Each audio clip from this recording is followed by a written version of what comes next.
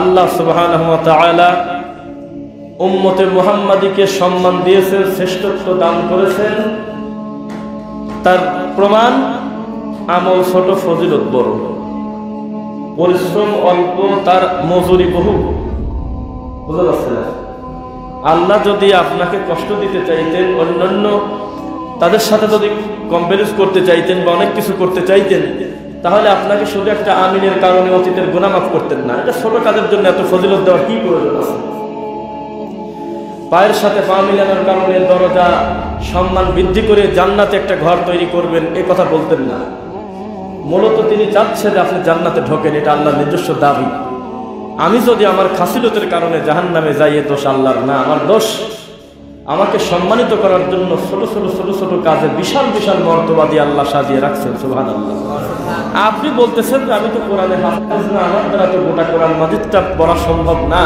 আল্লাহ বলতেছে সূরা ইখলাস তো রেডি আছে, তুমি একবার বিসমিল্লাহ বলে একটু শোনায় দাও আমি আল্লাহকে 3 বার, তো তোমার একবারে গোটা কোরআন পড়লে যত নেকি তত হয়ে গেছে।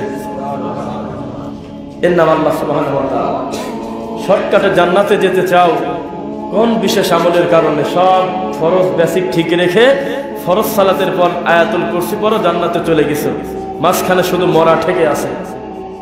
এই সব জিনিসের দিকে আমরা তাকালে ক্লিয়ার বুঝে গেছি আল্লাহ তুমি মূলত চাচ্ছ যে আমরা জান্নাতে যাই। ইল্লা মান তাবা ওয়া আমানা ওয়া আমিলা আমালান সালিহা ফাউলাইকা ইউবাদদিলুল্লাহু সাইয়্যাতিহিম হাসানাত।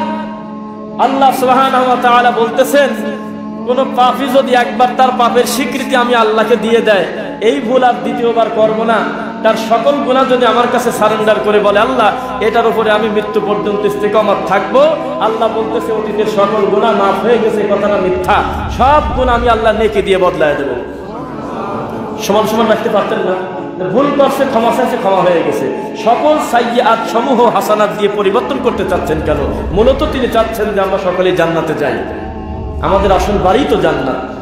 আমরা যদি ঘাটতারামি করে আল্লাহর নিয়ামতকে অস্বীকার করে তামাশা করে ঘুরি, ইয়ালামুনা যাহিরাম মিনাল হায়াতিদ দুনিয়া ওয়া হুম আনিল আখিরাতি হুম গাফিলুন। হায় আফসোস আল্লাহ, এই দুনিয়ার জাগতিক বিষয়ে তোমরা কত পণ্ডিত, কত ভালো বোঝো, যেই আমার আখিরাতের ব্যাপারে কথা আসে, আমলের ব্যাপারে কথা আসে, তখন তুমি বলো আমি তো এত বুঝি না।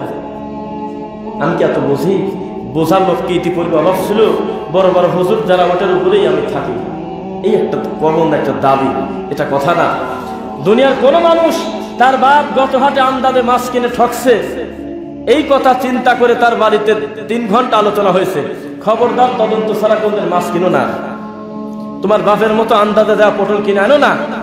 তোমার বাপের মতো ধারণার উপরে দেয় সেরি কি বলে আপনার আলু কিনে আনো না। পচা আলু নিয়ে আসছে তোমার আব্বা, তদন্ত করে দেখে শুনে আনো। এখানে আব্বার অনুসরণ নাই। আব্বা বাজারে গিয়ে এক দামে জিনিস কেনে, আমিও তাই কিনবো তা কয় না। দুনিয়ার সকল বিষয়ে পাই টু পাই হিসাব বোঝে। যেই কথা আসে ধর্মের ব্যাপারে, তখন বলে যে আব্বা দাদারা কি কম বসছে নাকি। কত বড় নোংরা কথা। জাগতিক দুনিয়ার 2টা টাকার জন্য বাপের সাথে ছেলের অমিল, যে কোনোভাবে যদি 2টা টাকা সেভ করতে পারি, এখানে বাপের অনুসরণের কি প্রয়োজন আছে? আমি আমার শর্তটাকে বড় করে দেখি। ওই লোক কেন মনে করে না ধর্মের ব্যাপারে বাপ দাদা চাচা কাকা সব দাদা বড় হুজুর এক জায়গা করলে মুহাম্মদ সাল্লাল্লাহু আলাইহি ওয়াসাল্লামের ধুলার সমান দাম হয় পায়ে? আর এই রাসূলকে এমন কোনো ভালো খবর জানান নাই যেটা ভালো, এমন কোনো মন্দ থেকে নিষেধ করেন নাই যেটা মন্দ। তাহলে আমার ভেজাল কমে গেল না? ওই জিনিস পড়েই আছে কিতাবে। মানুষের দোহাই দিয়ে আমরা লম্বা সময় চলতেছি। একটা ছোট্ট উদাহরণ দেখাই। আমি শুরুতে একটা দরুদ পড়ছি, এর দরুদের নাম বলেন তো? দরুদে ইব্রাহিম। ইব্রাহিম ইসলামের নাম আছে তো দরুদের আর একটা নাম আছে দরুদে আকবার, আছে না? আপনারা সত্যি করে বলেন তো দেখি, এই দরুদের চাইতে দামি দরুদ আর আছে? এই দরুদ বললে আল্লাহ তার 10টা গুনাহ মাফ করে দেয়, 10টা মর্যাদা বৃদ্ধি করে। কত গুরুত্বপূর্ণ একটা ব্যাপার না? 10টা দারাজাত আল্লাহর কাছে লম্বা হয়। অথচ এই দরুদ এত দামি দরুদ, পৃথিবীর শ্রেষ্ঠ দরুদ, যেই দরুদ না পড়লে লোকটার সালাত হচ্ছে না। কথা বলতে পারছে না? আর তাহিয়াতুর দরুদ ঠিক রাখার পর বাকি আল্লাহুম্মা ইন্নী আউযু বিকা মিন আযাবিল কবর বলবেন না কোন দোয়া পড়বেন, আল্লাহুম্মা ইন্নী যালামতু নাফসি পড়বেন, আপনার ব্যাপার। কিন্তু এই 2টা ঠিক রেখে, একটা নাম হলো আত-তাহিয়াতু, একটা নাম হলো দরুদ। এত বড় দরুদে আকবার, আকবার মানে তো বড়। এই দরুদে আকবার ঢেকে গেছে মিলাদ আর খয়রাতের নোংরা দরুদের কাছে। শেখ সাদিকে ও লোক যদি দুনিয়াতেই না আসতো তাতেই কি আমার এই শরীয়তের কোনো ক্ষতি আছে? হালাল হারামের কেউ, শরীয়তের কোমাবরা করার কেউ, রাসূল যেদিন কবরে ঢুকে গেছে সেই দিন থেকে ওহির দরজা বন্ধ না। কিয়ামত পর্যন্ত বান্দা আলাদা কোনো শরীয়ত দিয়ে তাকে আলাদা করে কোনো বিধান আল্লাহ দিবেন না। ওই লোক কেন মনে করলো যে মুহাম্মাদের দরদটা ভালো লাগতেছে না, এই দরদে কাম হয় না, আমার বালা গেল লাভ কামালই লাগবে? এটা লজ্জার কিছু আর আছে? আমরা খালি কথায় কথায় বলেন যে এরা ছোটখাটো ব্যাপারে কথা বলে, এরা হলো মুনাজাত নিয়ে এটা করে সেটা করে। ভাই রে, আমরা বেদাতের যত বিরোধী তার চাইতে বেশি সুন্নাতের দরদি। আপনারা ফায়সা মুনাজাতটা যদি উঠাই দিতে পারি তাহলে ওইখানে আমার নবীদের অন্তত 17টা দোয়া পায়, দোয়া জায়গা পায়, যেটা ডানে বামে সালাম ফিরায় লম্বা সময় তিনি করতেন। আপনার একটা মুনাজাতের কারণে মুসল্লি 40 বছর আল্লাহকে সেজদা দিচ্ছে, ওই লোক জানতেই পারলো না যে ডানে বামে সালাম ফেরানোর পর আরো কিছু বলা যায়। খালি রাগ করে আর বলে এরা ছোটখাটো কথা বলে। আরে ভাই রে, ছোটখাটো তোমার মনে হলেও এই বিদাতটা উঠে গেলে এখানে আমার নবীদের সুন্নাত জায়গা পায়, এই আশাই কথা বলি। আর কি স্বার্থ আছে?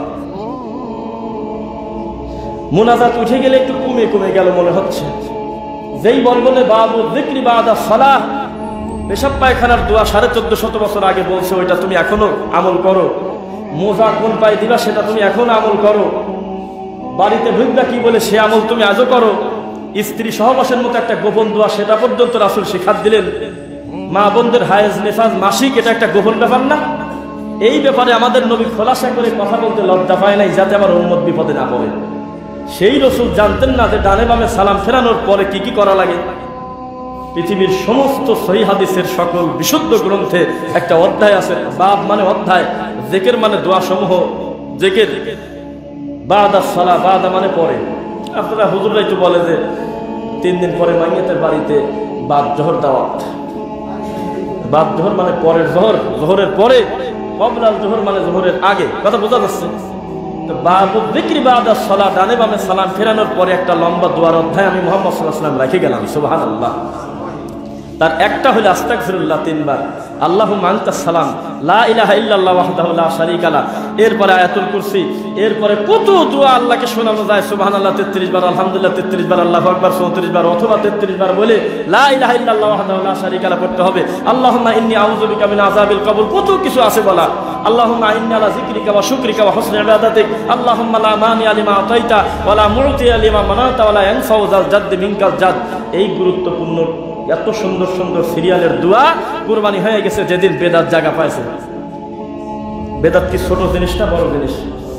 বেদাতকে যদি কেউ তুচ্ছ তাচ্ছিল্য করে, সে যেন নবীদের সুন্নাহকে ব্যঙ্গ করলো। ফামান রাদিবা আন সুন্নতি ফালাইসা মিন্নি, নবীজি বলতেছেন কেউ যদি আমি মুহাম্মাদের একটা সুন্নাত নিয়ে যদি নাক সিটকায়, জাহান্নামে যাওয়ার জন্য আর কোনো কাজ দরকার নেই, এটাই যথেষ্ট, সে যেন আমার উম্মতি না। তো রাসূল সাল্লাল্লাহু আলাইহি ওয়াসাল্লামের কোন সুন্নাত কি ছোটখাটো বলবেন আপনারা? বলেন, নবীজির কোন সুন্নাত ছোট হতে পারে না। আপনার কাছে মনে হতে পারে যে এই ছোট আমল, কিন্তু ফজিলতের দিকে যখন আপনি তাকাবেন তখন দেখবেন সর্বনাশ, এইটুকুন কারণে এত কিছু দিতে চাচ্ছে আল্লাহ কেন? আচ্ছা, যারা 5 ওয়াক্ত সালাত আদায় করে, হানাফি মালিকি শাফি হাম্বলি বুঝি না, যে লোকটা আল্লাহর ঘরে ঢুকে গেছে ও তো নামাজি লোক নাকি? সত্যি করে বলেন তো, একজন পাক্কা নামাজি লোকের, যেই লোকটা এশার সালাতে কঠিন শীতের ভিতরে ফজর সালাতে ঠান্ডা পানি দিয়ে ওযু করে আল্লাহকে সেজদা দেয়, ও আল্লাহকে কম ভালোবাসে? এই লোকটাকে আপনি জোর করে যদি বলেন তো সুদ খাও গা, খাবে না। এই লোককে যদি বলেন যে বিনা কারণে প্রতিবেশীর মুখে একটা থাপ্পড় দাও, দিবে না। ওদের ভয় জাল জেল কোরবানি করে তোমার আত্মীয়ের হক জেনে গেছে। ওই লোককে যদি বলো যে ওজনে কমদান দিতে চাইবে না। ওই লোককে যদি বলেন যে ওই যে বান্দার হকটা নষ্ট করে আসো, করবে না। যে দলের হোক, মালিক শাফি হাম্বলি বুঝি না, কেননা লোকটা সালাত আদায় করে। এখন তার এই বেসিক ধারণা অলরেডি মাথায় ঢুকে গেছে যে বান্দার হক খারাপ, এই সমস্ত জিনিস হলে বাহ্যিকভাবে যেগুলো আমরা দেখতেছি না বড় বড় পাপ, জানে কিনা? এখন এই লোকটাকে কি করে শয়তান জাহান্নামে নিবে বলেন আমাকে? শয়তান জাহান্নামে কিভাবে নিবে? এখন শয়তান দেখতেছে এই সুন্দর নামাজি লোকটাকে যদি বলি যে চুরি করো, করবে না, যে দল হোক। আমি যদি বলি তুমি জেনা করো, না না না না না, মান সম্মান যায় সব চলে যাবে, আমি একটা নামাজি লোক, আমি বেহায় কোনো কাজ করবো। আমি যদি বলি হত্যা করে আসে, বলবো সি সি সি সি কতলা না সাজামিয়া, একজন মানুষকে হত্যা করলে সে যেন তামাম পৃথিবীর সকল মানুষকে মারি দিল। চুরি করো না, সারিকো সারিকো ফাকাতু আইদিয়াহুমা জাযাআন বিমা কাসাবু নাকালাম মিনাল্লাহ, এই কাম করবো না। চোর সুন্নি অথবা চোরের যদি চুরি করে হাত কেটে দাও, ভয় ভেজাল আছে, কি করবেন? জেনা করো না, আয-যানিয়াতু ওয়াজ-যানি ফাজলিদু কুল্লা ওয়াহিদিন মিনহুমা মিআতা জালদা। কি ভয়, 100 বেত্রাঘাত। বিবাহিত হলে মারি দেওয়া লাগবে, রজম করে বুক পর্যন্ত মাটিতে গেড়ে পাথর মেরে, কি মুশকিল। শয়তান চিন্তা করতেছে কি আমি জাহান্নামে ঢোকাবো কোন রাস্তায়। আল্লাহর কসম, সবচাইতে একটা ভালো মানুষকে, একটা নামাজি লোককে অতি দ্রুত জাহান্নামে পাঠানোর একটাই মন্ত্র, তার নাম হলো বিদাত। এটা শয়তান বুঝে গেছে। এত শর্টকাটে ধোকা দিয়ে জাহান্নামে দেওয়া আর কোনো আমলে, আর কোনো জিনিস দিয়ে যায় না, বিদাত দিয়ে যত দ্রুত যায়। দরুদে ইব্রাহিম তো ঢাকা পড়ে গেছে। জালসায় উঠি হুজুর বড় আশা করি, ইন্নাল্লাহা ওয়া মালাইকাতাহু ইউসাল্লুনা আলান নবী ইয়া আইয়ুহাল্লাযীনা আমানু সাল্লু আলাইহি ওয়া সাল্লিমু তাসলিমা। সব লোক রেডি হয়ে বসে আছে, এখন বলবো আল্লাহুম্মা, বসে আছে। কত বড় বিয়াদব, কত বড় অসভ্য। আল্লাহর এই কোরআন মাজিদের আয়াতটা বানাছে মিলাদ। সি সি সি। এখন ইমাম যদি বলে আল্লাহুম্মা সাল্লি আলা মুহাম্মাদ ওয়া আলা আলি মুহাম্মাদ, ও কি পাপী না ভালো মানুষ? ভালো মানুষ। এখন কিছু কিছু লোক ভিতরতে খালি কয় যে এটা ওহাবি হুজুর। আমরা আশা করে বসেছিলাম যে মিলাদ করব, এখন একটু সাইয়েদের টান দিবি, আর এই লোক দরুদ ইব্রাহিম পড়তেছে তো ওহাবি। কোন জাতি কপাল আমাদের। রাসূলের চূড়ান্ত সুন্নাত আমাদের কাছে হয়ে গেছে বোঝা, আর বিদআতটা হয়ে গেছে ইবাদত। আচ্ছা, শয়তান যদি এমনি আপনাকে একটা জিনিস ঘাড়ের পর চাপা দেয়, একটা নামাজি লোক কইটা টাকা নিয়ে বেড়ায়, বলেন তো মনের কাছে ভালো লাগে? এই জন্য শয়তান একটা বালাগালুলাম, একটা নোংরা দরুদ জিলাপি দেশে, একটু একটু খোরমা দেশে, একটু আতর দেশে, একটু গোলাপ জল দেশে, 200-400 টাকা দেশে, হাজির বেটাকে একটু ডাক দাও, 10টা নামাজি লোকে ডাক দাও, অমুকে 3-5টা সিলেক্ট নিয়ে আসো, সকলে মিলে আমরা একটা আয়োজন করে আমরা এই মাইয়েতের কবরে বক্সা দেব। অনেক কিছু জিলাপি খোরমা দিয়ে সুসজ্জিত করেছে। ওয়াযায়্যানা লাহুমুশ শাইতানু আ'মালাহুম, তোমাদের আমল সমূহকে সুন্দর করেছে শয়তান ধোঁকা দিয়ে। মিলে গেল না? শয়তান কিন্তু ধোঁকা ছাড়া মিলাতে পারে না। আপনি যতই বলেন একটা নকল জিনিস আসলটার চাইতে যদি ব্রাইটনেস, যদি খুব ডিপ না করে, ওটা বাজারে চলে না। ও তো কি জানো, কুমিল্লা কি জানো, কুমিল্লাতে একটা মিষ্টি কি পাওয়া যায় জানো, কুমিল্লার রসমালাই। কে জানি একজন দেখলাম যে সাংবাদিক গিয়েছে এই করতে, ওই এটা তথ্য নিতে, যে কুমিল্লার এই ভান্ডার, মাতৃভান্ডারটা কোথায় একটু খোঁজ করে আসি। মাতৃভান্ডার খোঁজ করতে যায়, দেখে বাটপাড়ি মাতৃভান্ডারের ভিড়ে আসল মাতৃভান্ডার খুঁজেই পাচ্ছে না। পরবর্তীতে নকল মাতৃভান্ডার এমন ঢকঢক করা, এত বড় বড় বিল্ডিং এর ভিড়ে আসল মাতৃভান্ডারটা টিনের ঘরে এখনো পড়ে আসুক, দেখারই লোক নেই। তো সমাজে হাজারো অবহেলিত সুন্নাত আছে, যেইটা মানুষ জানতেই পারল না এটা হলো রাসূলের সুন্নাত। বেদাত দিয়ে এত খুশি, মিনাল্লাযিনা ফাররাকু দীনাহুম ওয়া কানু শিয়াআ কুল্লু হিজবিন বিমা লাদাইহিম ফারিহুন। আরে আমার সুন্দর ধর্মটা তোরা বাড়ি ভাঙি খণ্ড খণ্ড করে, প্রত্যেক খণ্ড আল্লাহ তৃপ্ত লাভ করতেছে বাজে জিনিস দিয়ে। এটা ব্যতিক্রম একটা দেশে বাস করে, যে দেশে 200 মুরিদ যারা আছে, ও মনে করতেছে আমি জিনিস একখান, আমার আন্ডারে 200 লোক আছে। যেই লোকটা ইশারা করলে 15 জন লোক তার 5 ঘরে, সেও নিজেকে অহংকারী ভাবে। তাই ভাবে যে অন্তত আমি কেউ একজন, অন্তত আমি ইশারা করলে রিক্সাওয়ালার কোনো কথা বলে না, 15টা রিক্সাওয়ালার পিছে পিছে হাঁটে। লোকটা অহংকারী হয়ে গেল না? তোমাকে তো এই কথা বলা হয় নাই। আল্লাহর কাছে কালা সাদার কোনো বৈষম্য নাই। ইন্না আকরামাকুম ইনদাল্লাহি আতকাকুম, আল্লাহর কাছে সম্মানীয় তত বেশি আল্লাহকে ভয় যে যত বেশি করে। এই ধর্ম কলঙ্কিত করছে আমি তুমি মাথায় দিয়ে একটা হুজুর, তাই কিনা? আজকে ফেরিতে আসতেছি, আজকের ঘটনা বলে ভালো হয়, নগদ ঘটনা। আমার সাথে লোক ছিল, আমাদের গাড়িটা একটু আটকে আছে, মানে সিরিয়াল আসতে সময় লাগবে। তো আমরা 2 ভাই আগে এসে আমরা একটু দাঁড়ায় আসি, কথা বলবো। একটা হুজুরকে পেলাম, হুজুর। তাই বললাম দেখেন ভাইজান রাগ করবেন না, আমি একটা কথা বলি, আমরা মুসলমান একে অন্যের আয়না স্বরূপ, কারোর ওসিলায় যদি কারোর ভুল সংশোধন হয়ে যায় অসুবিধা আছে? না না না, কোনো অসুবিধা নেই, বলেন বলেন বলেন, আলহামদুলিল্লাহ। তো বললাম যে টাকনোর উপরে কাপড়টা তুলে রাগ করেন না, আপনার পায়জামাটা একবারে পুরা ঢাকা, একটু উঠান। তো তখন একটা টাইম উঠেছে, হো নিচে চলে গেছে, দেখেই নি তো। আমি নামাজের সময় তুলি, এটা কথা বললেন আপনি, নামাজের সময় তোলেন মানে? 24টা ঘন্টায় এই নিয়মে, নামাজের সময় তোলা না তোলার কি আছে? এটা তোলেন। মা আসফালা মিনাল কাবাইনি মিনাল ইজারি ফিন্নার, এই 4 আঙ্গুল কাপড়ের ব্যবধানে জান্নাত জাহান্নামের ফয়সালা। আপনি বলতেছেন কি নামাজের সময় তুলি মানে? আপনি সবসময় উঠে রাখবেন। ঠিক আছে, কি করেন আপনি? এবার আমার মাথা ঘুরে গেল, বলতেছে আমি একটা দাখিল মাদ্রাসার হুজুর। মানে এইটা শুনে আমি একটা পাগল সাজে গেলাম। বলে কি? তারপর দেখলাম যে কোন কৌশলে ওকে ধরা যায়। কথা বলতে বলতে বলতে বলতে আমি সাথে বলতেছি, বাবাজি কোন তরিকায় আছেন? আমি এমন একটা ভাব করে বলতেছি যেন কোনো একটা তরিকা থাকাটা একটা স্বাভাবিক ব্যাপার। কোন তরিকায় আছেন? তো বলতেছে সারসিনা, আল্লাহর কসম দোয়া করবেন সারসিনাতে আছে। দাদাও ছিল, আব্বাও ছিল, আমি আছি। কত বছর? 10 বছর। তা দেখা, আমরা একটু পরে গাড়িতে চলে যাব। আমরা একটু জিজ্ঞাসা করতে চাচ্ছি যে আল্লাহ নবী মুহাম্মদ সাল্লাল্লাহু আলাইহি ওয়াসাল্লাম এই 1450 বছর পরে আপনার বাড়িতে এসে আপনার চেয়ারে বসে থাকবে, এটার কি কোনো ব্যাখ্যা দিতে পারবেন কিনা যদি বলেন? তোকে জানি না।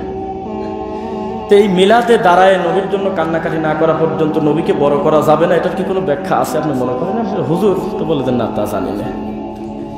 10 বছর মুরিদগিরি করে আসেন, আর কত বছর বাবার কাছে পড়ে থাকলে খেলাফত দিবে বলে আপনার ধারণা? তোকে সেটা জানা নাই। ওই সময় তো হাসতেছে, আগ্রহ প্রকাশ করতেছে, যদি একবার দিয়েই দেয় তা কাম কি বলে দিয়ে যায়। আবার মারামারিও লাগে, ওকে আমাকে দিয়ে গেছে, ওকে আমাকে দিয়ে গেছে। শয়তান গায়ে লেখা থাকে নূহ আলাইহিস সালামের ছেলে জান্নাতে যাবে, তাই না? নুহুর দোষ, নুহু হেদায়েত দেয় না নুহুর আল্লাহ দেয়? কথা বলতেছেন না? হেদায়েত কি নুহু দেয় না নুহুর আল্লাহ দেয়? আমাদের আব্বা আদম আলাইহিস সালামের ছেলে মোট জান্নাতে যাবে, তাই না? মার্ডার করে নাই, আদমের দোষ। বাপ কম চেষ্টা করে আমার ছেলে সহ জান্নাতে যাই, গেল না। তকদির পরিবর্তন আদম করে না, আদমের আল্লাহ করে। পৃথিবীর শ্রেষ্ঠ একজন মহিলার ভিতরে একজন নাম হলো আসিয়া। এত বছর আল্লাহকে সেজদা দিয়েছে, একটা দিন আল্লাহকে আল্লাহ বলা বলে নাই, এই পৃথিবীর শ্রেষ্ঠ জালেমের ঘরে থাকার পরেও। অথচ তার এত বিনয়ী, এত ভালোবাসা ফেরাউনের একটু উপকার করতে পারে নাই। কারণ আসিয়া তো হেদায়েত দিবে না, দিবে হলে আল্লাহ। আর আপনি কোন বাটপারি শুরু করলেন? কোন বংশেক লারি ঠাকুর বাবা ছিল, ও সাদা টানি বেড়াচ্ছেন, লুয়া কাকা, মাইলি কাকা, সাজি কাকা খালি চলে। কে কার দায়িত্ব নেয়? সি সি সি সি। এটা নবীর ছেলে পর্যন্ত নবুয়তি টেকে না। নবুয়তি নাই বা টেকলো, ভালো তো হইতে পারতো। এটা বাপ, এটা আম্বিয়া, স্বাভাবিক। এটা নবী না, রানিং নবী না? সেই নবী কম চেষ্টা করে আমার বেটাটা ভালো হোক। আপনি এত চেষ্টা করেন, আমি যাই করি, কষ্ট পরিশ্রম করি, আমার বেটার গায়ে রোদ লাগতে দেবো না, আমার ছেলেটা ভালো মানুষ হোক। কত লোক যার রক্ত বিক্রি করে বলা চলে, সে ভিটাবাড়ি বিক্রি করে ছেলেকে পড়াশোনা করে একটা ভালো একটা চাকরির জন্য চেষ্টা করে না? এটা নূহ আলাইহিস সালাম একটা নবী, ও কেনানের জন্য কম চেষ্টা করছে? সেই ছেলে পর্যন্ত হেদায়েত থেকে না। আপনার কোন কাকা, কোন দাদা, কোন বংশে কোন ঠাকুর ছিল, কয়দা আমি দিয়ে গেলাম। কেন দিয়ে গেলি মানে? ও কালকেই যদি বান্দার হক নষ্ট করে, কালকে যদি বোনের জমি লিখে নেয়, কালকে যদি হজে দেওয়ার আগে একটা লোকের মুখে থাপ্পড় দিয়ে দেয়, কে দায়ভার নেবে? তুমি কার পর কি দিয়ে গেলা? দিয়ে দেওয়ার দায়িত্ব আল্লাহর না? তুমি দিয়ে গেছো, কেউ কেউ মারামারি করো, ওই দিকে যদি মোটা হুজুর, ওকে না না ওই দিয়ে গেছে। কি দিয়ে? আমি দিয়ে দেওয়াই বুঝলাম না।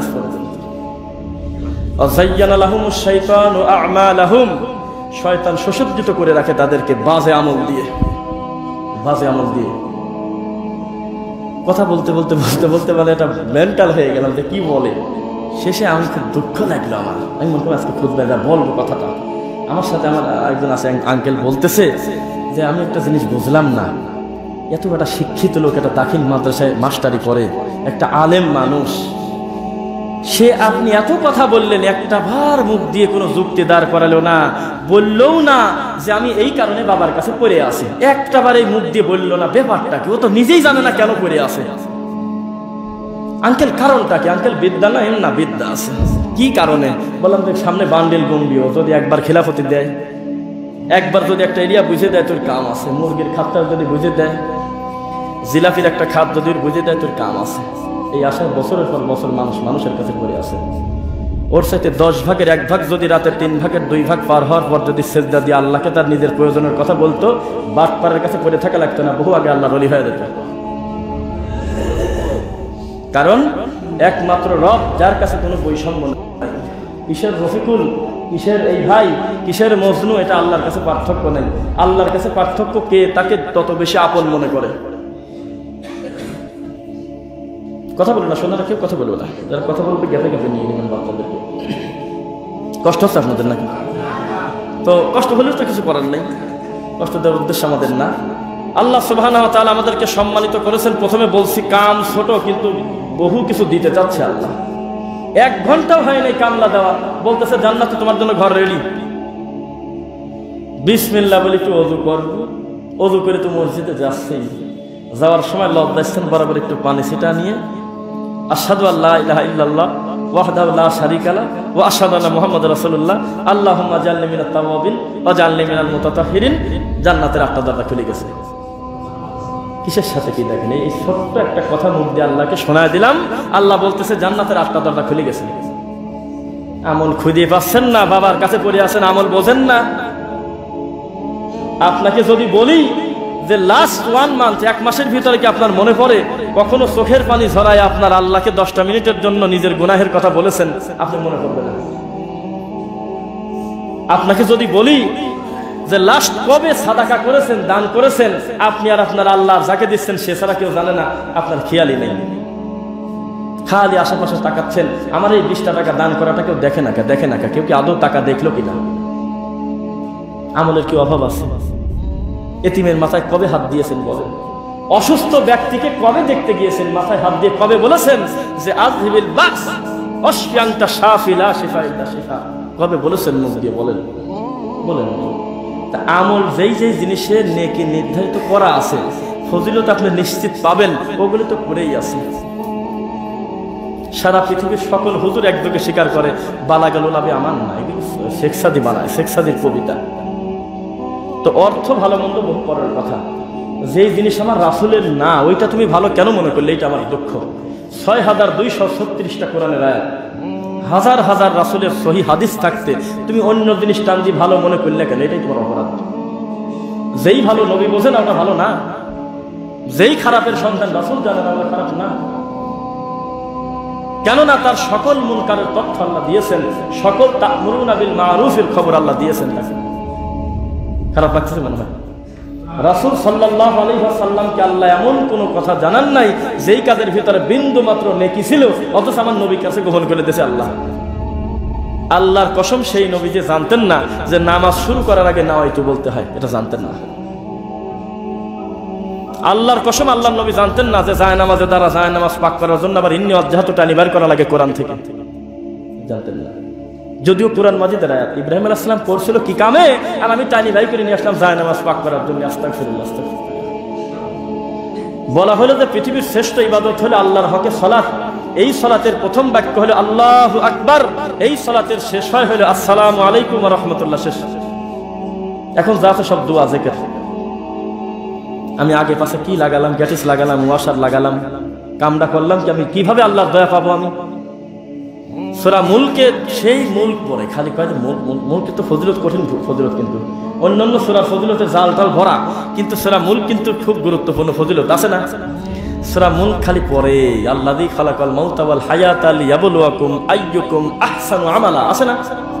আমি আল্লাহ তাদের হায়াত আর মউত সৃষ্টি করেছি এই কারণে যে পরীক্ষা করব কে কার চাইতে কর্ম উত্তম। না? এখন উত্তমের ব্যাখ্যা মানে হুজুররা করতে হলে বেশি। উত্তম মানে কি? বেশি। আহসানু আমালা মানে আমাদের হুজুররা বলতো যে বেশি বেশি আমল করো।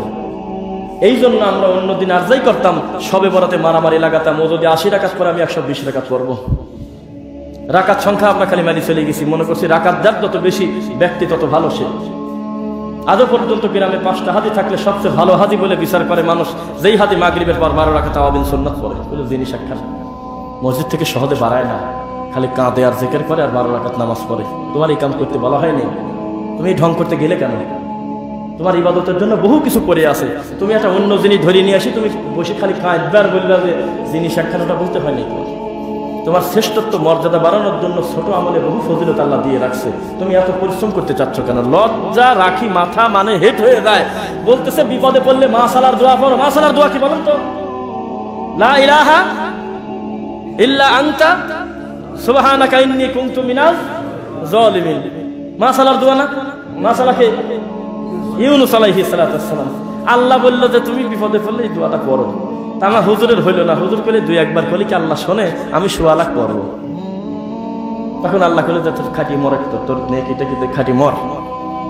20 জন হুজুর, ছাত্র কয়জন? 20 জন। তো আমার বাপ মরাটা কোরআমাইন লাগবে। জালালি খতম নাম দেশে ইউনুস খতম, ওটা করলে না মরে যায় না বাইসে ওঠে। তো ওইটা কইলে 20 জনও হবে না, আপনারা আরো 10 জন লোক নামাজি লোক রেডি করেন। 30 জনের নিচে 2 কেজি ছোলা তো মেলা সময়, একবারে 1.25 লাখ করতে গেলে 4 ঘন্টা সময় লাগবে, 1000 দশেক লাগবে না। আর ছাত্র শিখিতেছে যে তোর সামনে যদি একসাথে 10টা জ্বর হয় তো মারি শেষ করে দেবো, কাছে আসার সাথে সাথে লাইলা একবার সব কিছু সরা দেবে। কিন্তু কত ভেজাল! আল্লাহর মুখের ভাষা পরিবর্তন করতে গেলে বান্দার কত কষ্ট। ওই রকমই যদি রাখতো তাহলে কত মান পেত আল্লাহর কাছে। কোনো হাদিসে আমরা প্রমাণ পাই না যে এই লা ইলাহা ইল্লা আনতা সুবহানাকা ইন্নী কুনতু মিনাজ জালিমিন 1 লাখ না শোনা পর্যন্ত আমি আল্লাহ খুশি হব না, কোনোদিন বলে নাই আল্লাহ। আল্লাহ বলছে তুমি পড়ো। গুনাহগাতার হিসাবে যখন ধর্ম দিতে গেছেন তখন করে গেছেন ভেদালে। 1.25 লাখ পরে তাও কাজে একটু কম হলে গেলে আবার শুরু করা লাগবে, কত মুশকিল। তারপরে আবার বক্সার লাগবে, তাও যদি না মরে তো গোটা পরিবারের লোক বেজার। আশা করি আনছিলাম 10 বছর করে টানতেছে, রোগী কয়দিন টানবো মনে মনে করছে কথাটা, সাদা মরে গেলেও তো বাঁচতাম। কেননা জালালি খতমের নাম হুজুর এমন ভাবে হাইট করে মানে করছে, ফোকাস করছে যে জালালি মানেই হলে মারি দেওয়া। কত বড় লজ্জা! এই কি এই স্বচ্ছ ধর্মে তুমি এই সোলাভুটের ধর্ম, এইটা এই ধর্মের মর্যাদাই হলো ছোট ছোট আমলে বিশাল বিশাল ফজিলত। সুবহানাল্লাহ! তুমি টানি নিয়ে চলে আসছো, লারি টানি নিয়ে আসছো, দয়া পালেন আল্লাহর। আর তোমার বলা হলে যে তুমি গরু কুরবানি দাও, তুমি কইলা সাদা না কালা, মোটা না চিকন, এই পাও খাটো না মোটা, এত ঝামেলা তোমার কে? যত বেশি পেঁচাতে যাবেন তত নিজের ক্ষতি নিজে করবেন। সারা পৃথিবীর সকল মানুষ যদি একযোগে বলে আল্লাহ মরা পর্যন্ত তোমাকে আমরা জীবনে আর আল্লাহকে আল্লাহ বলে ডাকবো না, আল্লাহর কিছু আসে যায়?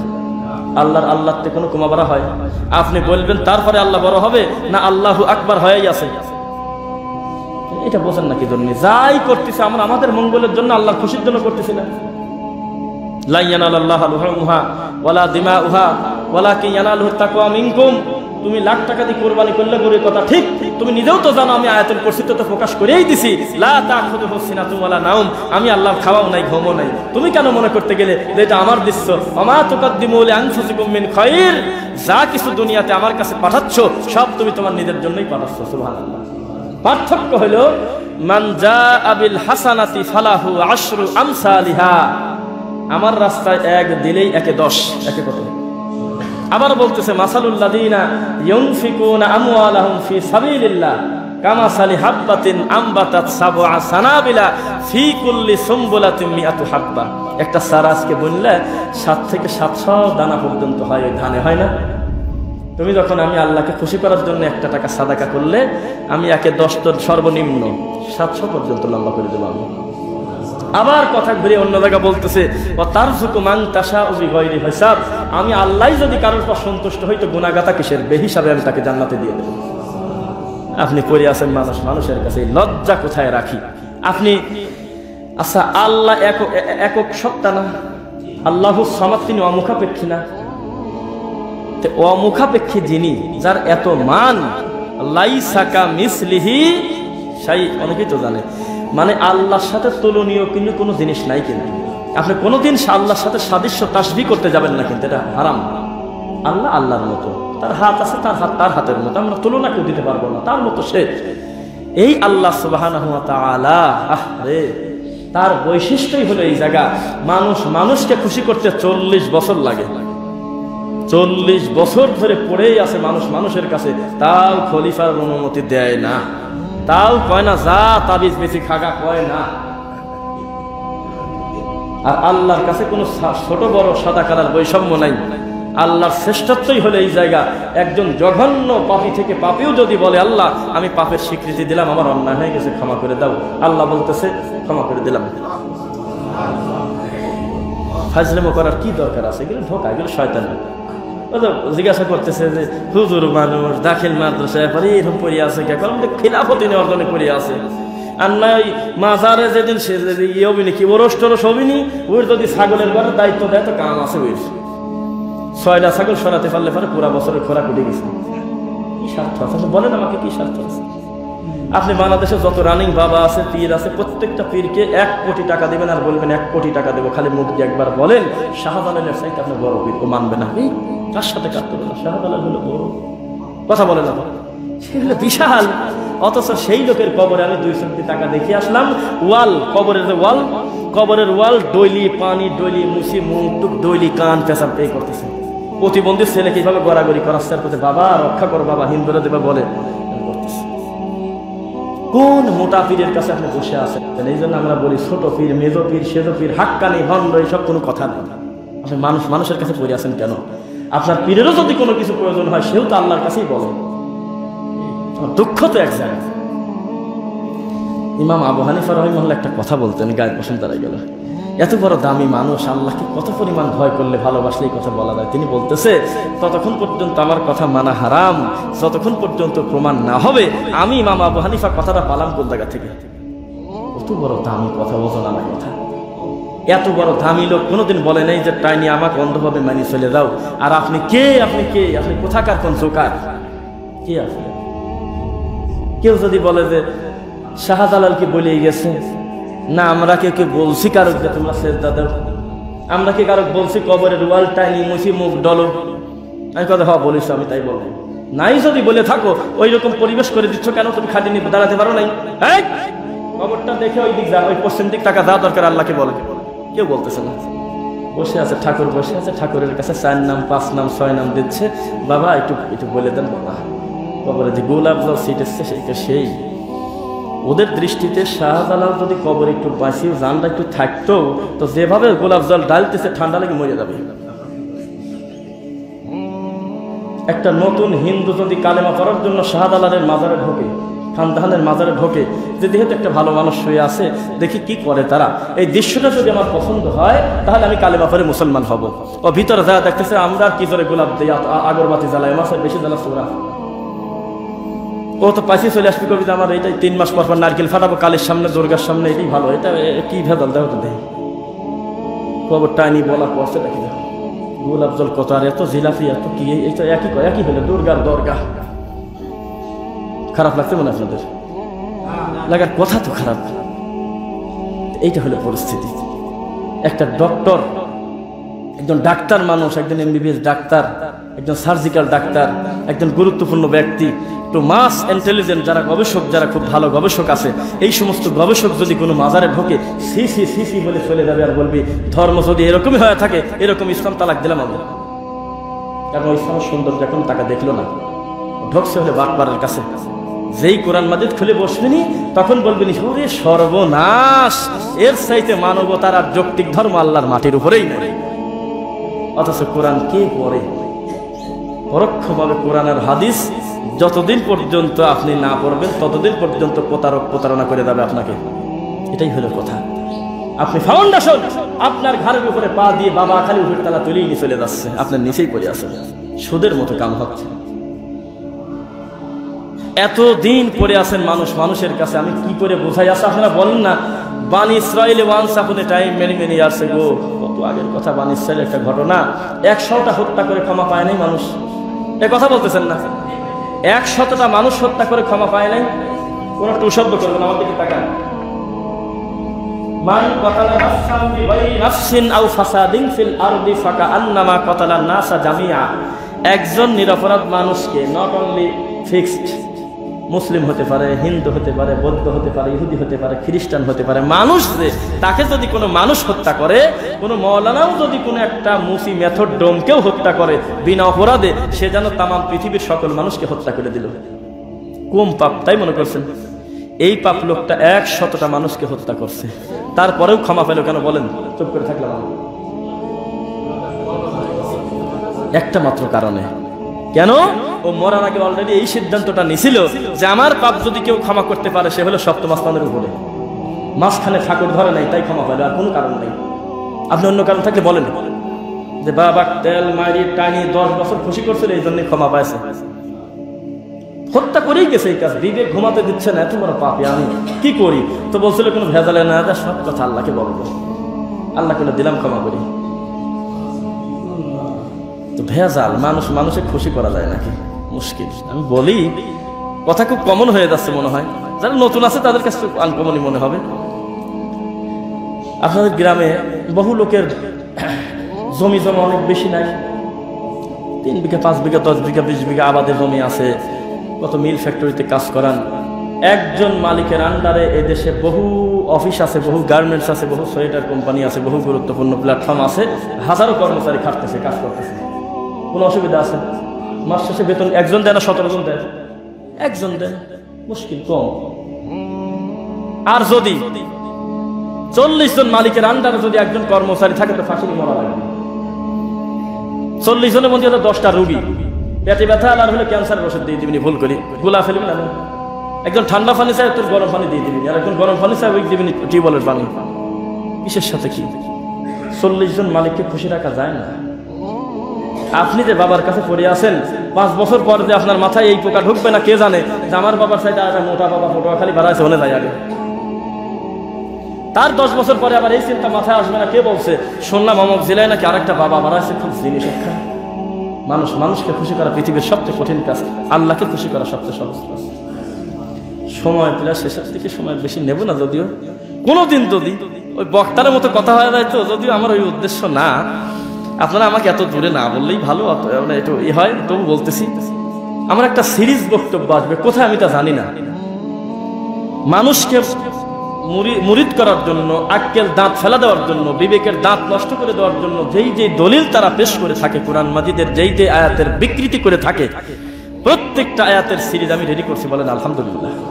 প্রত্যেকটা আয়াতে মুহাম্মদ সাল্লাল্লাহু আলাইহি ওয়াসাল্লাম আর তার সাহাবীরা কিভাবে বুঝেছেন আমি সিরিয়াল করছি, একদম সিরিয়াল করছি। আমি লজ্জা কোথায় রাখবেন বলতেও সে কুল মুহাম্মদ সাল্লাল্লাহু আলাইহি ওয়াসাল্লাম বলে দেন তো, লা ইয়ালাম, কেউ জানে না, মান ফিস সামাওয়াতি ওয়াল আরদ, আসমান আর জমিনের মাঝখানে, গায়বা ইল্লাল্লাহ, গায়েবের মালিক একমাত্র আমি আল্লাহ।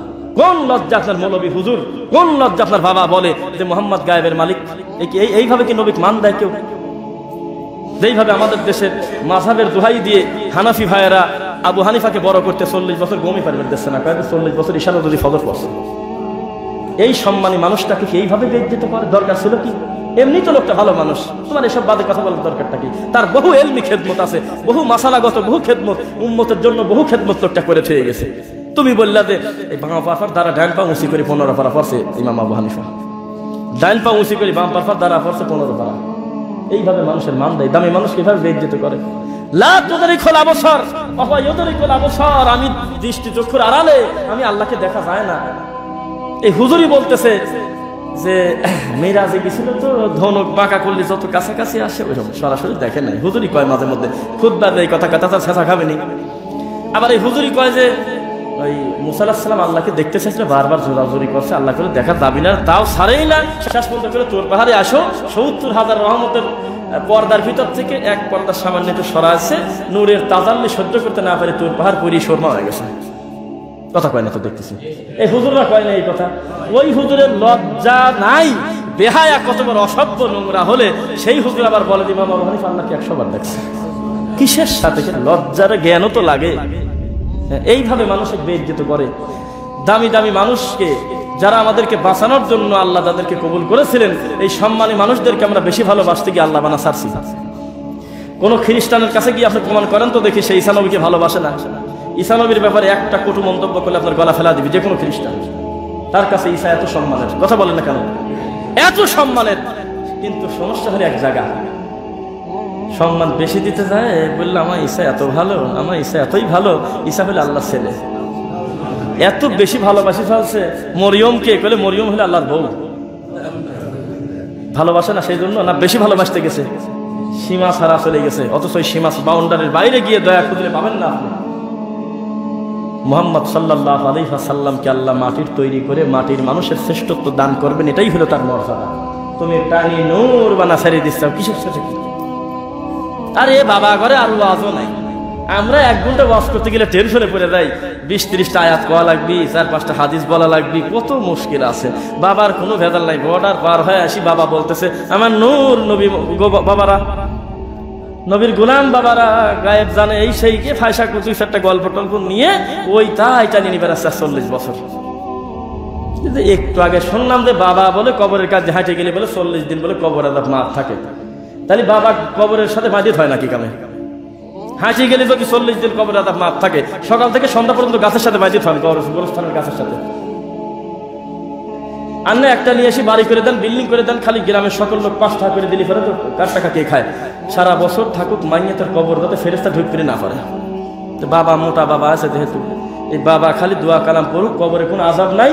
যেই এই বাপ মরে যাবি তাড়াতাড়ি মাটি দিয়ে ওই আর একটা বাপ নিয়ে এসে দাঁড়া করে থাকবে, ওই বংশের আর একটা বাবা। 2021 সাল ভালো হয়ে যাবে, এইসব শয়তানি কথা বলো না। যুবকরা সচেতন এখন সব বুঝে গেছে, সব জানে, এখন এসব ফাঁসা কথা খায় না কেউ। এমন এমন ঘরের ছেলে ফেলে যাদেরকে আমরা মনে করতাম বাপরে বাপের বাপ দাদা 14 16 সঠিক কথা শুনতেই পারে না, সেই ঘর থেকে আল্লাহ সহিহ আকীদার বুঝ দিচ্ছে, ছেলেদের দিচ্ছে না। সময় আসতেছে, যেই কবর তুমি রাভারের মতো টানি উঁচু করছো, তোমার নাতি এসে কবর ভাঙবে ইনশাআল্লাহ। সময় আসতেছে, যেই তাবিজ তুমি ছিঁড়তে পারলে না, তুমি এই নোংরা কাজ কোরআন মাজিদের আয়াত কাটি গলায় দিয়ে দিছে, এত বড় জঘন্য কাজ করছো, তোমার ছেলে এসে এইটা কাজ করবে। তোমার ছোট ছেলে এসে তোমার বড় ছেলের গলা থেকে তাবিজ ছিঁড়বে ইনশাআল্লাহ। এই দিন আসতেছে। তোমার যদি ছেলে না পারে, তোমার নাতি এসে তোমার ছেলের গলা থেকে খুলবে। আব্বা খোলেন ফায়সা জিনিস খোলেন, এইসব খারাপ। কোনো সাহাবী অনুমতি দেয় কেউ দিন রাসূল সাল্লাল্লাহু আলাইহি ওয়াসাল্লাম বলেও বলে নাই মাথা ব্যথা হয়েছে নাকি তোমার হওয়া গেলে একটু তাবিজ নাও, এটা বলেন নাই। তো হুজুর বলতেছে না, বেশি বলার দরকার নেই, আজকে একটু থাক, একটা লোডও তো নেওয়া লাগবে নাকি। আলহামদুলিল্লাহ, আপনারা ওই মাথা তৈরি করে নিয়ে আসছেন, আমার ধারণা যে মাথাতে এই কথাগুলো যায়। ঘটনা হচ্ছে কি, ভয় মানুষকে অনেক পিছায় দেয় বাবা, অনেক পিছায় দেয়। আপনি ভয়তে সত্যটা স্বীকার করবেন না, দেখবেন আরো 10টা ভেজাল এসে ঘাড়ের পাশে আসছে। আর সত্যটা শর্ট করে স্বীকার করে সত্যটাকে সত্য বলে মেনে নেন, আল্লাহ আপনার সম্মান বাড়ায় দেবে। বাড়াবে না? আজকের থেকে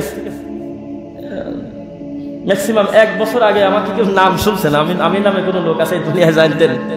তো কিসের বরকতে হইলে এগুলি বলেন তো দেখি?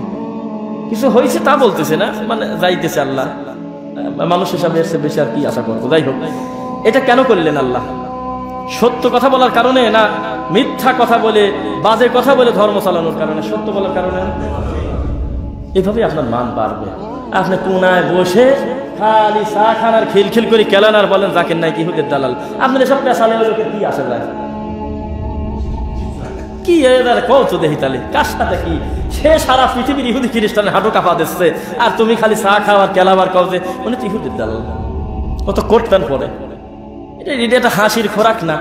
আমার চোখের সামনে একটা মুফতিকে বললো, এই চার দোকানদার কথা কি জানি বলতেছে যে ওনার থেকে এলেম নেওয়া যাবে না। এই মুফতি বলতেছে যে উনি কিসের, উনি কি হাফেজ নাকি, উনি কি মৌলানা নাকি, উনি কি মুফতি নাকি, উনি ফতোয়া দিবে? আমার মুফতি আছে, সে ফতোয়া দিবে। দোকানদার বলে যে স্যার একটু খাইছিস তো, ওটা একটা আমার দালের মায়ের হাত পা ভেঙে দেবো নাকি? চোখের সামনে বলে তুই মুফতি না, তুই হলে মূর্তি। টাকা যেভাবে ঘোরে তুই সেভাবে ঘুরিস, তুই হলে মূর্তি। তোর পিছনে পেলা দিয়ে যেদিক নেওয়া যাবে সেদিকে নড়বি তুই। তো 2000 টাকা দিলে তুই অচিনাটা লোকের বাদ দেয়, সারি তার বাপের জন্য কাঁদে যারে যার। ও তোর তোলে কাঁদিস কি জন্য? ও তোর কি হয়? ওর ছেলে কাঁদে না, ও কাঁদে। খারাপ লাগছে মনে হয়। নাটোরের একটা লোক ইমামতি করতে এসে যদি এই মসজিদের সভাপতির বাপের মিলাতে যায় খালি কাঁদে, তা ওই কি স্বার্থ আছে বলেন তো? ওই ছেলেই তো কাঁদে না, ওই মেয়েরাও তো কাঁদে না, সর্দি পানি আসে না একটু। ওই হুজুর খালি কাঁদে। রাস্তায় দেখা হলে আমার কত মহব্বত করতো, আমার বুকে জড়া নিত, আমার খুব এই হাদিয়া দিত, আমার খুব ভালোবাসতো। এগুলো পাম দিচ্ছে, এগুলো শয়তানি করতেছে। ভালো হয়ে যাও, সময় থাকতে ভালো হয়ে যাও। কোরআন মাজিদের আয়াত কম পড়ে নাই, রাসূলের সুন্নাহ তোমার মতো লোক জীবনে সারা জীবন যদি গবেষণা করে শেষ হবে না। তুমি খালি লালি টানি বেড়াচ্ছ, ঠাকুর টানি বেড়াচ্ছ, কি জন্য? যা দেওয়া আছে ওইটাই তো শেষ করতে পারতেছেন। কথা তো বলেন দেখি। ঘাড়ের পর বোঝা নি টানি জাবিল পারতেছে না, ও আবার কষ্ট যে আমার বোঝাটাও নিয়ে যা। তো বোঝাটাও ফেলা দিচ্ছে, তাহলে আমাকে মারিয়ে ফেলা দেও। তাহলে আমারটাই টানি নি বেড়াই পারতেছে না, আবার তোমার বোঝা নি টানবো আমি কিসের সাথে? নিজের মা রয়েছে বাড়ি, নিজের বাপ রয়েছে জীবিত, সেই বাপ আর মাকে খুশি করতে পারলাম না, টেনশনে শেষ হয়ে যাচ্ছি। মাকে যদি আরো কিছু দিতে পারতাম, বাপকে যদি আরো বেশি ভালোবাসতে পারতাম। কত লাখো ছেলে পেলে বলে আল্লাহ আমার এই সামর্থ্য, এই অর্থটা তুমি যদি আরো 10 বছর আগে দিতে, আমার মাকে আমি আরো ভালোবাসা সম্মান দিয়ে রাখতে পারতাম। সেই মা বাদ শুয়ে আছে, কম্বল নাই, কাঁথা নাই, ভালো কোনো পরিবেশ নাই, একটু বাতাস আসে, এটা কি বলে বস্তা দিয়ে বাপের ঘরের কোনায় ঢেকে রাখছে। আর মোটা বাবার দরবারে সরষে গরু বাছুর নিয়ে লজ্জা কোথায় রাখবে না সে বলে। আবার সারা বছর যা রোজগার করে, এই রোজগারের একটা বিশেষ অংশ পার্সেন্টেজ ঠাকুরের দরবারে প্রতি বছরে শেষে দিয়ে আসে। ওর 4 ভাগের 1 ভাগ যদি একটা পথ অবহেলিত একটা ছেলে, একটা এতিমকে, একটা বিধবাকে যদি প্রতিষ্ঠিত করার জন্য একটা লেগ মেশিন অথবা একটা কম্পিউটার অথবা একটা গুরুত্বপূর্ণ একটা কিছু দিয়ে তার কর্মসংস্থানের ব্যবস্থা করে দিতেন, আরশের মালিক খুশি হয়ে যেত। আপনারা তো নিজেরাও জানেন কবরওয়ালা টাকা দিয়ে কি করবে বলেন তো দেখি। কবরওয়ালা যে কবরে শুয়ে আছে, কি করবি টাকা দিয়ে? আপনি বলেন, আমার দরকার আছে না? জীবিত মানুষকে অভাব আছে দেশে, যে কোনো জায়গায় রাস্তা গাড়ি ঠাকাই, দুইটা ফকির রেডি, ওকে পানি চলে আসে। আপনি দান করার জায়গায় পাচ্ছেন না। যে কোনো জায়গায় বেড়াতে গিয়েছেন, একজন সাথে গল্প করতেছেন, দুইজন ফকির এসে দাঁড়াচ্ছে, প্রতিবন্ধী অসহায়, নাই এরকম? আপনি দান করার জায়গায় পাচ্ছেন না। আপনি ভালো উদ্দেশ্যেও যদি দেন ওইসব দরবারে, মোটি হারাম। কেননা খাত ওইটার চাইতে আরো ভালো ভালো খাত আল্লাহর জমিনে বহু আছে, এই কাম করতেছেন কেন? আপনি না দিলেও আপনার বাবা এমনি জমিদার মানুষ, এক কেন্দ্রিকে হয়ে যাচ্ছে নাকি? একটু কথা ঘোরা দেয়, কত কথাটা ঘুরিয়ে দেয়। আল্লাহ সুবহানাহু ওয়া তাআলা আমাদের সকল ভুলভ্রান্তি তুমি ক্ষমা করো। জুমার খুতবার প্রথম পর্ব আমরা এই পর্যায়ে শেষ করছি। আল্লাহ আমাদের অতীতের সকল গুনাহ তুমি ক্ষমা করে দাও, আল্লাহুম্মা আমিন।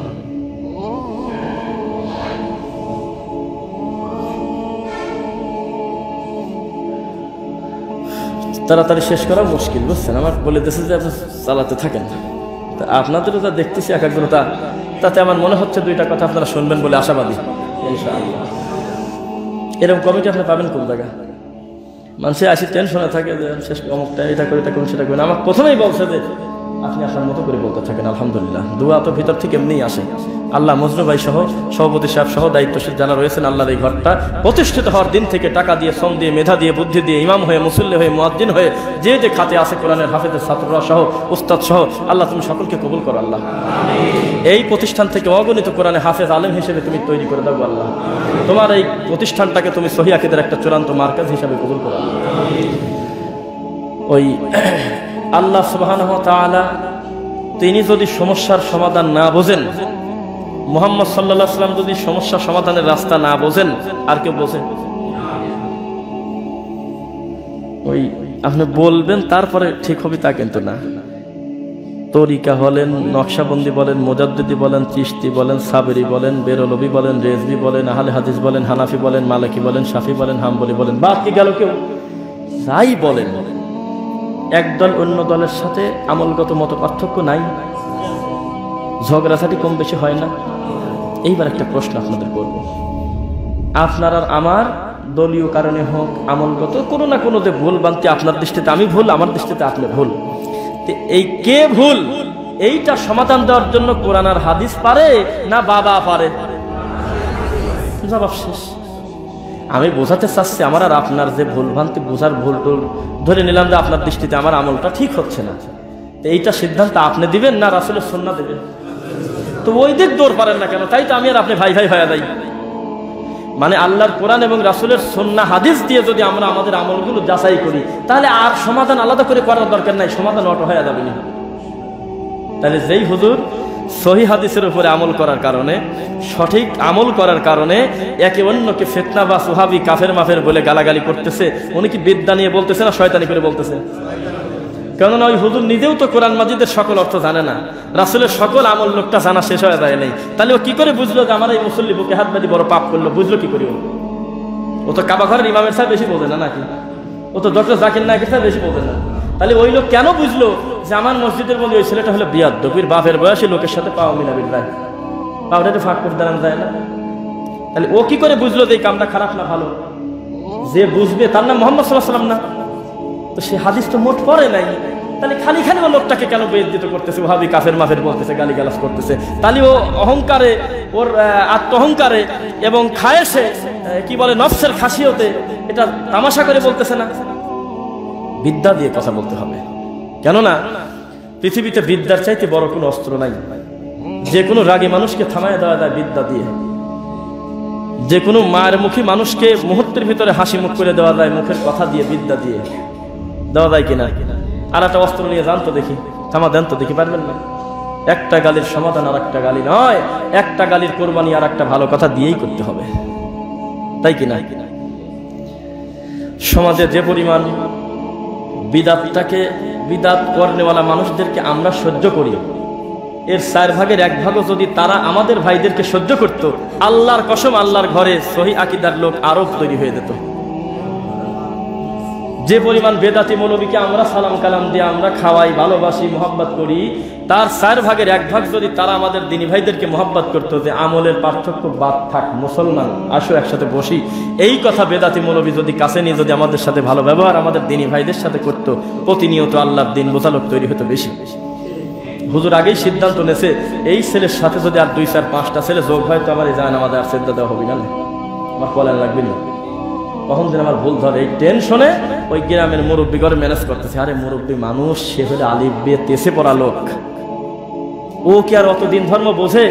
সরল মানুষ। কাকা কাটা গলার মধ্যে পান ভরিয়ে দিয়ে করছে যে কাকা গামি যাচ্ছেন, কাকা একটু মশা দেয়, আর কয় যে আমি আরেকটা আনতেছি, কাকা আরেকটা আনতেছি, খাইটে বসেন।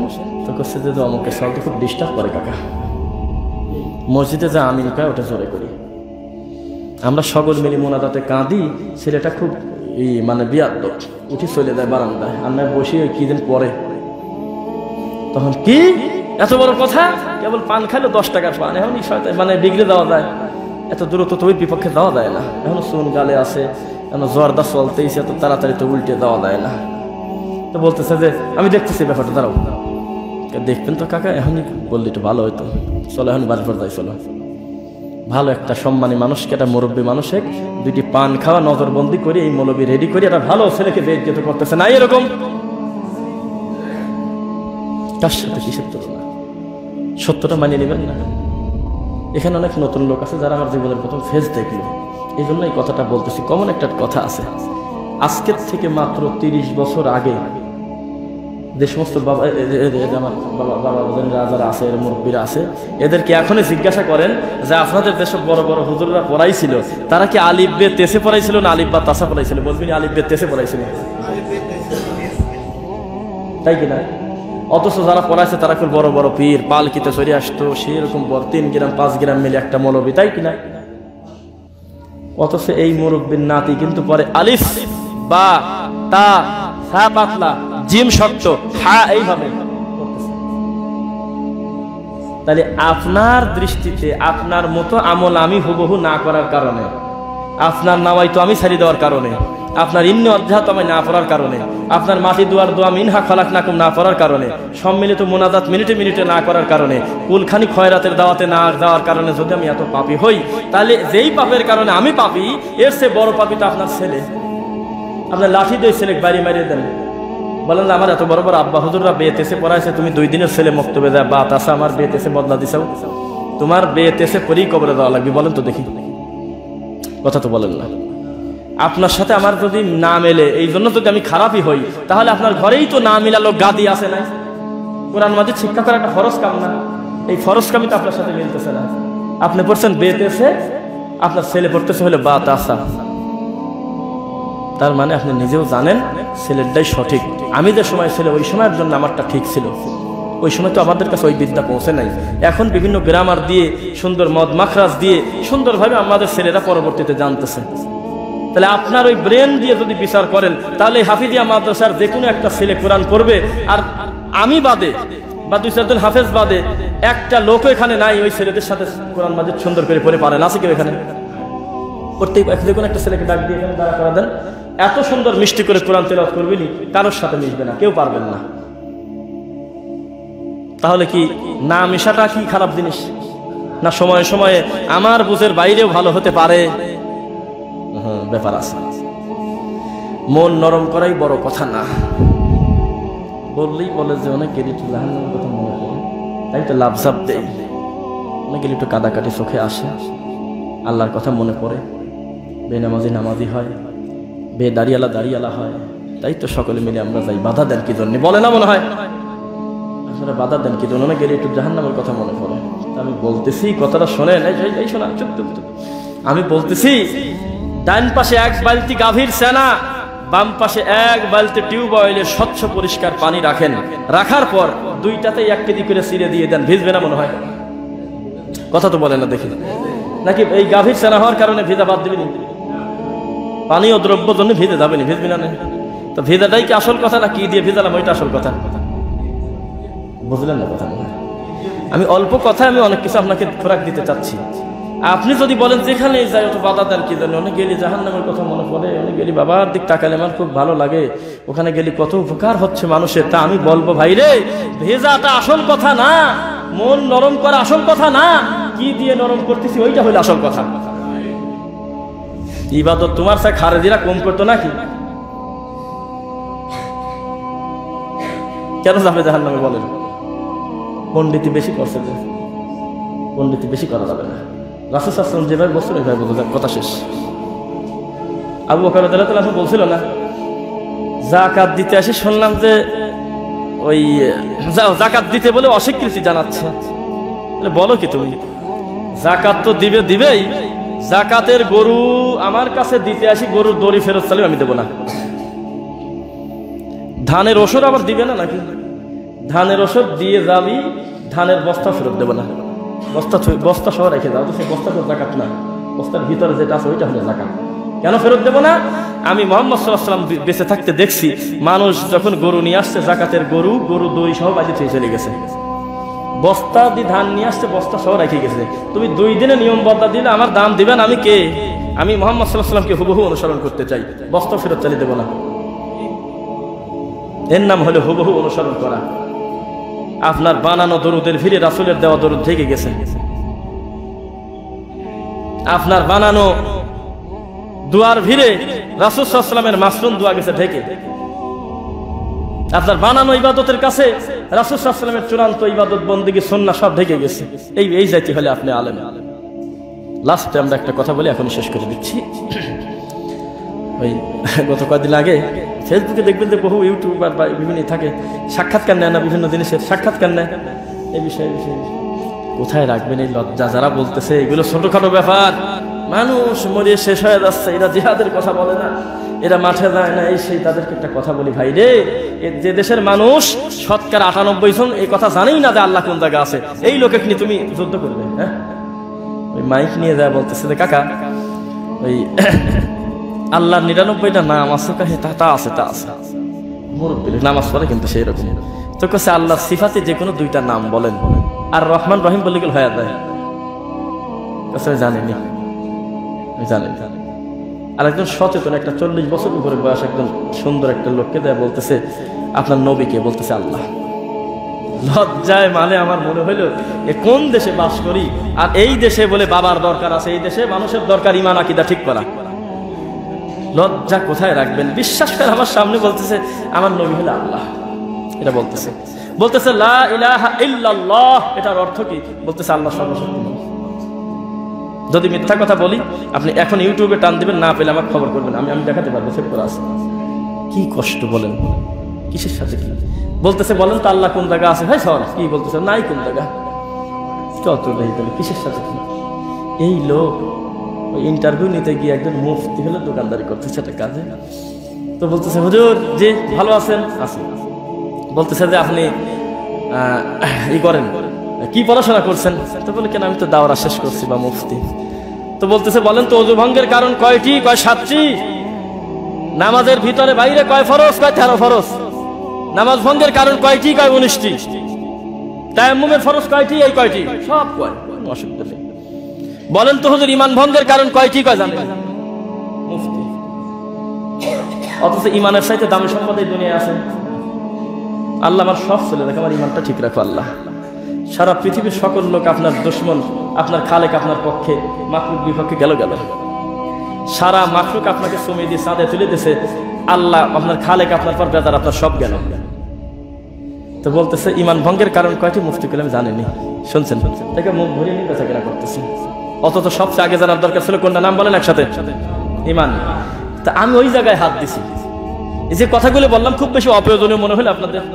তা আমি কোনো বই লিখবো আর সেই বইটা এর কমন একটা জিনিস দিয়ে কারণ ছাড়া যাচ্ছি তাই লিখে যাবো, এটা আপনি মনে করবেন না। এই জন্য যাওয়ার সময় একটা বই হাতে করে নিয়ে যাবেন, ওইখানে আছে, ওইখানে ওই ঘরের ভিতর আছে, একটা করে বই হাত দিয়ে নিয়ে যাবেন, আর 50টা টাকা দিয়েন যাতে আরো বেশি বই মানুষের কাছে দেওয়া যায়।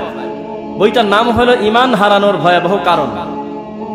কোনো দলের নাম লেখা নাই, রিল্যাক্সে একটা কথার মানুষের বাড়িতে দিয়ে দেন, কি 10টা কি 20টা বই নিজের নিয়ে মানুষের কাছে বিতরণ করে দেন, ওর বিবেক কাজে লাগাবে, আমি আশা করি ইনশাআল্লাহ। ওখানে ইমান কোন কোন কারণে ইমান হারিয়ে যায়, লা ইলাহা ইল্লাল্লাহ টেকে না, এইরকম 10টা বিশেষ কারণে গোটাটা 72টার উপরে আল্লাহর কোরআনের আয়াত দিয়ে সিরিয়াল করে আমি সাজাইছি। ওখানে জাল হাদিস তো বহু দূরের কথা, একটা জয়ীফ হাদিসও নাই। মানুষ আমি বানান ভুল দিতে পারে 2-1 জায়গা, কিন্তু ওই পুরা কথার দায়িত্ব আমি নিচ্ছি, যেহেতু লেখক আমি। বইটার নাম ইমান হারানোর ভয়াবহ কারণ। ডানে বামে সালাম ফেরায় যারা বাসায় গিয়ে সালাত আদায় করবেন, তারা যাওয়ার সময় ওইখানে আছে, ওখানে সালাত আদায় করার শেষেই এই মাদ্রাসার ছাত্র অথবা যেই আছে 2-1 ভাইদেরকে বলে দিয়ে ওই 50 করে টাকা নিয়ে একটা করে বই তাদেরকে হাতে দিয়ে দিও ইনশাল্লাহ। নিতান্তই যদি কারোর কাছে না থাকে টাকা চাইও না। এটা হলো একটা ব্যাপার। 2 নম্বর ব্যাপার হলো বাসায় গিয়ে যারা করবেন তারা তো 2 রাকাত আর মসজিদে 4 রাকাত। আমরা সালাতের পরে খুব বেশি সময় আমরা নেব না, যে যার মতো আমরা বাসায় চলে যাব। অনেক বিষয় কথা বলা হয়েছে, আপাতত এইটা যদি আপনার বিবেকের ভিতরে কাজে লাগে, আমি আশা করি কিছু দিনই উপকার হবে ইনশাআল্লাহ। মানুষের ভিতরে বহু টেনশন আছে, কাজ আছে, সব করে থাকে, এত চিন্তা নিয়েন না, এত কষ্ট দরকার নাই। যেহেতু আপনার গ্রামে বেড়াতে এসেছি খুতবা দিতে, আমাদের সামনে একটা মাহফিল আছে এখানে, এইদিকেই কোন জায়গায় জানো, মাঝখানে একটু সময় পাবে, এই সময়কে একটু কুয়াকাটা একটু বেড়াবো, একটু ঘুরবো। যেহেতু আসলাম, কোনো সময় আল্লাহ সুযোগ দেন কিনা, এই জন্য আমরা খুব বেশি সময় আমরা নেব না।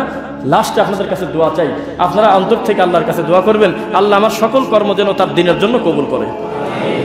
এই মসজিদের প্রতিষ্ঠিত হওয়ার থেকে এখন পর্যন্ত, এই মেম্বার আমি খুতবা দেওয়ার আগ পর্যন্ত যত মানুষ দিয়েছেন, আল্লাহ সকলকে কবুল করো আল্লাহ। আর আমি শুকরিয়া আদায় করতেছি, আজকের এই মসজিদের কমিটিরা মনে করেছেন আমার মতো একটা না জানা মানুষ, 2-4 কলম যাই জানি বুঝি, এইসব এরকম একটা মানুষকে অত দূর থেকে নিয়ে এসে চেয়ারে বসতে দেওয়া, তারা আমাকে মনে করেছেন আমি নিজে অনার্য, আমি সম্মানিত নিজেকে মনে করতেছি। আলহামদুলিল্লাহ। আল্লাহ আমার মজরু ভাইকে তুমি আরো বেশি দিনের জন্য চূড়ান্তভাবে কবুল করো, এবং মাদ্রাসার ওস্তাদ আছেন, কোরআনে হাফেজ আলেম যারা রয়েছেন, প্রত্যেকের দিনের খেদমতগুলো তোমাকে খুশি করার জন্য তুমি কবুল করো আল্লাহ। আমাদের যারা মৃত হয়ে চলে গেছে, লা ইলাহা ইল্লাল্লাহ সহ কবরে ঢুকছে, আল্লাহ তুমি সকলের কবরের আযাব মাফ করো আল্লাহ।